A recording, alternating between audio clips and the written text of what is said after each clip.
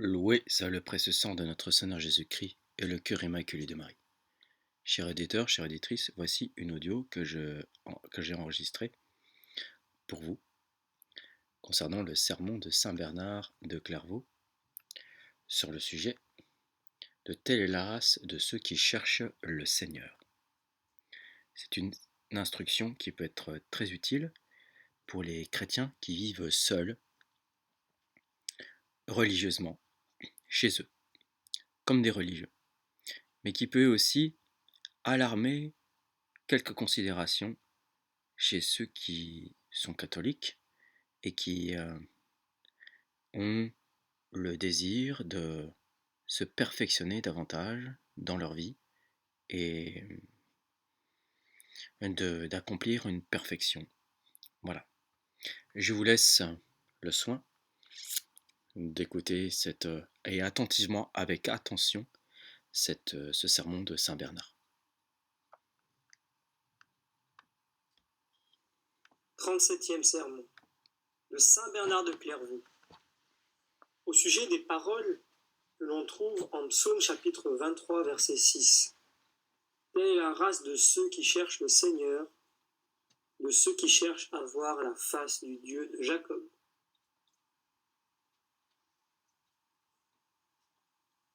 Avec quelle ardeur je viens aujourd'hui me joindre à votre troupe, pour reposer mon esprit fatigué de la vue des hommes qui recherchent des choses si diverses, à des sources si diverses elles-mêmes. Grâce à Dieu, je ne suis point déçu dans mes désirs et je ne suis point frustré dans mes espérances. J'ai voulu voir, j'ai vu et mon âme s'est fondue. Je suis rempli de consolation, je surabonde de joie. Tout ce qui est en moi bénit le nom du Seigneur. Tous mes os s'écrient, Seigneur, qui est semblable à vous? Oui, en regardant de loin, à mesure que j'approchais, il m'a semblé que je voyais des yeux du corps, ceux que le prophète ne vit d'avance qu'en esprit. Et aussitôt, il m'est venu à la pensée ces paroles qui étaient tombées de ses lèvres et que je répétais avec lui. Voilà la race de ceux qui cherchent le Seigneur. Que l'on trouve en Psaume 23, 6 ou 24, selon les traductions. Il y a plusieurs races d'hommes, et si je ne me trompe, celle que je vois et qui fleurit en vous est la troisième. La première est celle qui ne cherche pas encore le Seigneur et que le Seigneur n'a point non plus cherché. C'est celle des hommes que leur mère a enfantés dans l'oubli de son âme et dans la souillure de leur iniquité. La seconde, celle qui vient tout de suite après, comme il est juste, nous a montré le remède qui venait en toute hâte vers nous de l'eau et de l'esprit. Mais si cette race n'est pas encore la race de ceux qui cherchent le Seigneur, du moins est-elle elle-même recherchée par lui, car il la recherche alors qu'elle ne savait ni ne pouvait encore le chercher. Il nous a donc cherchés, et il nous a acquis dans la seconde race, pour faire de nous un peuple acquis par lui. S'il n'arrive que notre aîné murmure et sèche d'envie, on lui répondra « Il fallait bien faire bonne chère et nous réjouir, puisque ton frère que voici, qui était perdu, a été retrouvé. » Luc chapitre 15, verset 32. D'ailleurs, si le Seigneur nous a cherchés aussitôt, c'était afin que nous le cherchions en temps opportun, alors qu'il pouvait enfin être cherché et trouvé. Malheur à nous qui avons si longtemps différé et négligé de rechercher la vie, de rechercher cela seul qui est bon à ceux qui le cherchent, à l'âme qui espère en lui. Malheur à toi, race corrompue et irritante, race mauvaise et adultère, qui, jusqu'à ce jour, recherche le mensonge, aime la vanité, et ne garde point la bonne foi. À quelle vérité avais-tu donc été fiancé? N'est-il pas nécessaire qu'une pareille race reçoive une nouvelle naissance, soit engendrée de nouveau? Oh oui, très nécessaire même. Devenue une vraie race de vipères, tous ces hommes ont d'autant plus besoin de rentrer dans le sein de leur mère et de recevoir une seconde naissance qu'on ne sait que trop que leur donner, leur dernier état est pire que le premier. Grâce à la grâce même, grâce à la miséricorde plus que gratuite, si je puis ainsi parler, qui accablent de ses bienfaits, non seulement ceux qui ne les ont point mérités, mais encore ceux qui les ont démérités, et sur les ingrats. Grâce à celui qui vous a régénéré encore cette fois dans l'espérance de la vie, pour que vous receviez l'adoption des enfants. Car à vrai dire, c'est volontairement de votre part qu'il vous engendre actuellement pour ses enfants, par la parole de la vérité. Car auparavant, en vous engendrant par le sacrement de la charité, s'il vous a, quant à lui, engendré volontairement, ce n'est pas par un effet de votre volonté que vous avez été engendré, puisque vous étiez incapable de volonté, et que vous ne pouviez faire usage de votre raison. Aussi, n'avez-vous ni conscience de cet engendrement, ni connaissance d'un tel engendreur. Mais à présent, votre génération est une génération volontaire, qui offre un sacrifice volontaire. Selon ce mot du psalmiste, « Je vous offrirai un sacrifice volontaire, et je louerai votre nom parce qu'il est bon. » Voici la race de ceux qui cherchent le Seigneur. Est-ce de ceux qui cherchent ou de ceux qui ont déjà trouvé le Seigneur que dois-je le dire? C'est de ceux qui l'ont déjà et qui le cherchent encore, car s'ils ne l'avaient pas, ils ne sauraient le chercher. Mais qu'ont-ils et que cherchent-ils? Ou plutôt, comment l'ont-ils? Et comment le cherchent-ils? Engendrés par le Verbe, ils ont le Verbe. Or, est-ce que le Verbe n'est pas le Seigneur? Écoutez la réponse de saint Jean. Et le Verbe était Dieu. Qu'est-ce donc que la race de ceux qui, cherchant le Seigneur, cherchent de plus que ce qu'elle a? Remarquez ce qui suit dans le psaume. Voici la race de ceux qui cherchent le Seigneur, de ceux qui cherchent à voir la face du Dieu de Jacob. Ils ont donc celui qu'ils cherchent encore, puisque le Verbe du Père et la splendeur de la gloire du Père ne font absolument qu'un. Bien plus, peut-être est-il possible de l'avoir, mais sans l'avoir cherché, tandis qu'il est de toute impossibilité de le chercher si on ne l'a déjà. D'ailleurs, n'est-ce pas la sagesse même qui dit, en parlant d'elle, « Celui qui me mange aura encore faim » Ecclésiaste chapitre 14, verset 29. Il peut assurément se donner à celui qui ne le cherche point, car ainsi que je l'ai dit plus haut, il cherche lui-même, dans le comble de sa grâce et dans les douceurs de sa bénédiction, et il prévient ceux qui ne peuvent point encore le chercher. Mais personne n'est en état de le chercher, tant qu'il ne le possède point. Attendu, dit-il, que personne ne vient à moi si mon Père ne l'attire. Pouvons-nous lire en saint Jean. Celui qui a à dire est donc là présent, et en même temps, dans un certain sens, il n'est pas présent, puisqu'il n'attire point ailleurs qu'à lui-même. En effet, jamais et nulle part le Père n'est présent, par la foi, sans le Fils, pour attirer à le voir. Comment donc à présent, mon esprit ne tressaillerait-il point d'allégresse? Comment ne se laisserait-il point aller sans mesure à la joie dans la race de ceux qui cherchent le Seigneur? C'est la preuve qu'on a goûté à la sagesse, qu'on en ressent encore une faim si dévorante.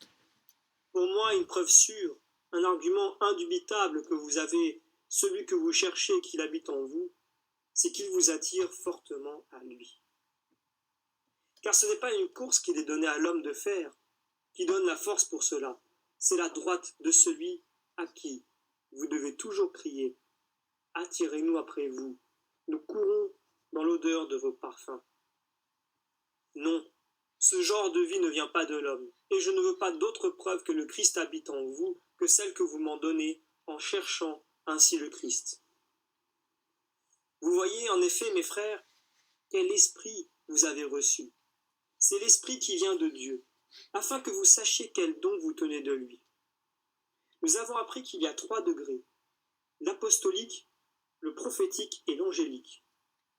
Je ne pense pas que nous puissions rien ambitionner de plus élevé. Or, il me semble reconnaître en vous quelque peu, beaucoup même, de chacun de ces degrés. En effet, qui hésiterait à donner le nom de céleste, d'angélique à votre célibat? Est-ce que vous n'êtes pas déjà, dès maintenant, comme les anges de Dieu, en ne vous mariant point est telle que tous les élus doivent être après la résurrection? Aimez, mes frères, cette pierre extrêmement précieuse. Embrassez cette vie de pureté qui vous rend semblable aux saints, qui fait de vous les familiers de Dieu, selon ce mot de l'Écriture. La pureté parfaite approche l'homme de Dieu. Ainsi donc, ce n'est pas par votre mérite, mais par la grâce de Dieu que vous êtes ce que vous êtes. Pour ce qui concerne d'ailleurs la chasteté et la pureté, vous êtes les anges de la terre, ou plutôt les citoyens du ciel, mais encore voyageurs sur la terre. Car tant que nous vivons dans ce corps, nous sommes en exil, loin du Seigneur. Que dirais-je des prophéties? La loi et les prophètes ont duré jusqu'à Jean, selon Luc chapitre 16, a dit la vérité même. Et pourtant, celui qui disait, après que Jean avait cessé de vivre, ce que nous avons maintenant de science et de prophétie est très imparfait, n'était pas un ennemi, mais un disciple de la vérité. Ainsi, les prophéties ont cessé, puisque nous avons maintenant la science, mais elles n'ont cessé qu'en partie, attendu que nous ne connaissons qu'en partie. Mais lorsque nous serons dans l'état parfait, ce qui est imparfait cessera. En effet, les prophètes qui ont précédé saint Jean annonçaient dans leurs prophéties les deux avènements du Seigneur, et ni l'une ni l'autre partie du salut n'étant connue alors, elles étaient encore toutes de l'objet des prophéties. Quant à votre genre de prophétie, il me semble bien grand. Oui, dis-je, la prophétie que je vous vois faire a quelque chose de vraiment grand. Mais où sont vos prophéties? N'est-ce pas prophétiser que de ne point considérer, ainsi que l'apôtre nous y engage, les choses qui se voient, mais plutôt celles qui ne se voient pas? Marcher selon l'esprit, vivre de la foi, chercher les choses d'en haut, non point celles de la terre. Oublier le passé, pour ne plus tendre que vers les choses qui sont placées en avant. N'est-ce point prophétiser en grand? En effet, comment, sinon par un esprit de prophétie, notre vie peut-elle se passer dans les cieux? C'était certainement ainsi que jadis les prophètes cessant de vivre, si je puis parler ainsi, avec les hommes de leur temps, franchissaient les siècles par la vertu et une sorte d'élan de l'esprit, désiraient aussi avec une grande ardeur de voir ce jour du Seigneur, le voyaient même, et étaient transportés d'allégresse. Mais écoutez comment la vie religieuse est aussi une vie apostolique. Voici que nous avons tout quitté, disent-ils, et vous avons suivi. Matthieu chapitre 19. S'il est permis de se glorifier, nous avons un motif de le faire. Mais, si nous sommes sages, nous ferons en sorte de nous glorifier qu'en Dieu. Car il n'y a de vraies manières de se glorifier que de le faire dans le Seigneur. En effet, ce n'est pas notre main, si élevée qu'elle soit, mais le Seigneur qui a fait toutes choses. Oui, celui qui est puissant a fait en nous de grandes choses, pour que notre âme eût un juste sujet de glorifier le Seigneur. En effet, c'est par une grande grâce de lui que nous avons si bien suivi le grand parti dont les grands apôtres se glorifiaient eux-mêmes. Peut-être même, si je veux me glorifier en cela, ne serais-je pas un insensé, car je puis bien dire avec vérité qu'il y en a ici qui ont quitté plus qu'une barque et des filets de pêcheurs. Mais qu'est-ce après tout? S'ils ont tout quitté, ce fut pour suivre le Seigneur, présent à leurs yeux dans sa chair. Mais ce n'est pas à nous d'en faire la remarque. Laissons la parole au Seigneur lui-même, ce sera plus sûr que nous, plus sûr pour nous. Il dit donc, vous avez cru Thomas, parce que vous avez vu, heureux ceux qui ont cru sans voir. Peut-être ce mode de prophétiser semblera-t-il plus excellent parce que, sans s'arrêter à certaines choses temporelles qui passeront un jour, il ne voit que les spirituelles qui sont éternelles. Bien plus, le trésor de la charité dans un vase de terre est bien plus remarquable, et la vertu dans une chair fragile, et, à un certain point de vue, bien plus digne de louange. Quel comble de grâce N'est-ce donc point de trouver dans votre corps la vie des anges, dans votre cœur la vie des prophètes, dans l'un et dans l'autre en même temps, la perfection des apôtres? Que rendrez-vous au Seigneur pour tous les biens qu'il vous a donnés? Vous êtes élevés bien haut, par conséquent votre chute serait bien plus dangereuse. N'est-ce point au 3e ciel que nous sommes montés? Aussi que celui qui s'y tient prenne bien garde d'en tomber. Je voyais, dit le Seigneur, Satan tomber du ciel comme la foudre. Luc chapitre 10. C'est de haut qu'il est tombé. Il s'est meurtri et brisé, et ses plaies sont incurables. Il est devenu un esprit errant qui ne revient plus à son point de départ.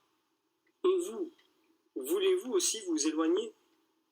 Satan est tombé. Voulez-vous tomber avec lui? Mieux vaut pour vous tenir ferme dans la voie du Seigneur, pour maintenir solidement dans la grâce où vous vous trouvez, car celui qui s'est engagé dans les voies des pécheurs n'est pas heureux.